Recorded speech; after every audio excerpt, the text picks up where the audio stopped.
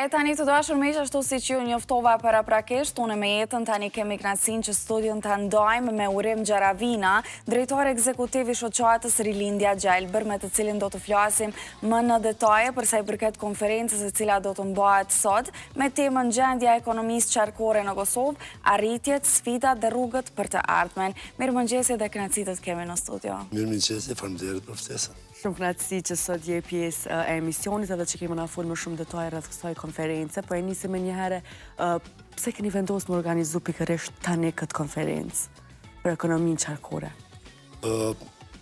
Konferenca është planifikuar që nga fillimet e ideimit të projektit, cilën ka 2 vite që kemi filluar ta zbatojmë së bashku me organizatën People in Need dhe me financimin e Bashkimit Evropian dhe ka 2 vite që është planifikuar në këtë kohë ta organizojmë.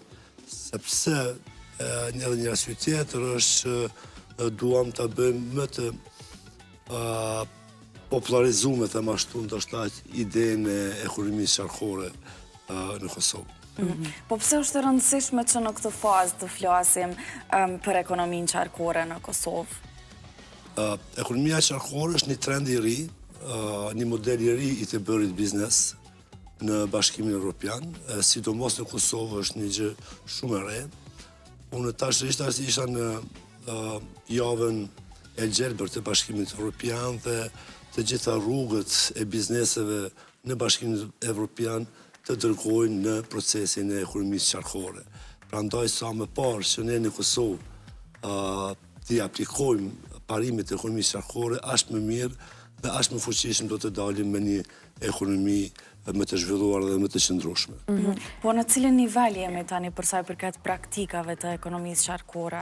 Thashë është një trend i ri, është jemi në nivelet më të ulta të mundshme, janë fillimet realisht, janë hapat e parë të ekonomisë qarkore në Kosovë, ku ka disa biznese në Kosovë që i aplikojnë këto parime, por më së shumti janë organizatat jo qeveritare që bëjnë promovimin e këtij modeli të ri të bërit biznes në krahasim me modelin e vjetër që është aplikuar modeli linear, tash kemi si mundësi e një ekonomi më të qëndrueshme kemi modelin qarkor.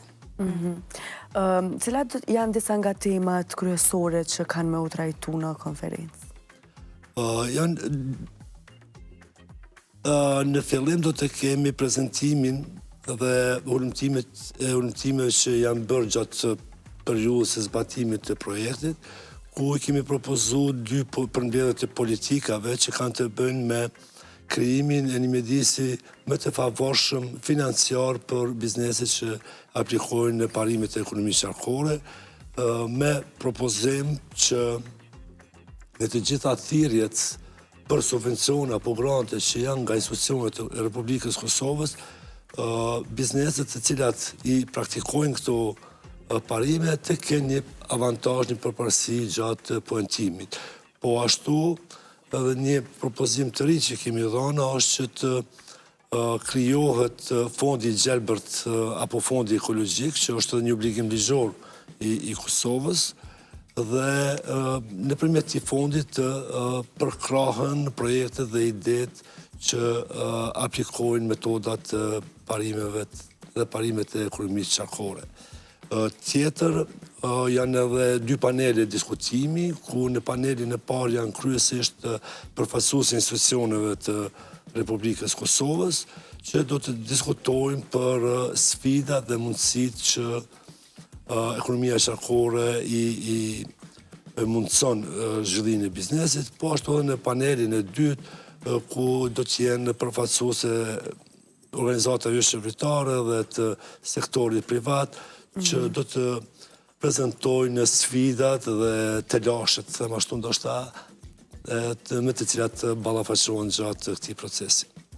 E përmendë pak a shumë që do jenë pjesëmarrës disa përfaqësues të institucioneve, pastaj disa aktorë të tjerë kyç, dhe çfarë kontribute shpritën prej tyre? Presim, në radhën e parë falenderoj për pjesëmarrje, por presim ata që të kenë atë përkushtimin dhe angazhimin e sinqert që Kosovën të ashojnë për para në këtë proces. Po rinia përfshihet në këto lloj projekte dhe çka munden me ndihmu ose çka munden me kontribu rinia për me qenë pjesë edhe për me ndihmu në këtë aspekt?